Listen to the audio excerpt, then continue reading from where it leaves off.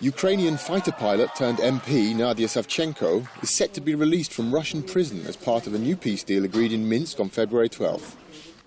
Radio Liberty reports that according to Ukrainian President Petro Poroshenko, Savchenko will be included in the broad release of prisoners envisaged in the terms of the Minsk agreement.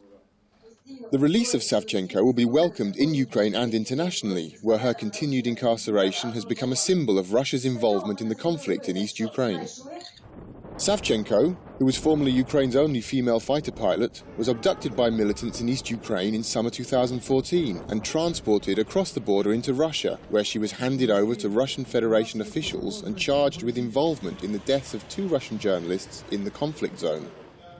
She was elected to the Ukrainian parliament in October 2014 and appointed to the country's delegation to the Parliamentary Assembly of the Council of Europe, a move which theoretically granted her immunity and should have led to her release.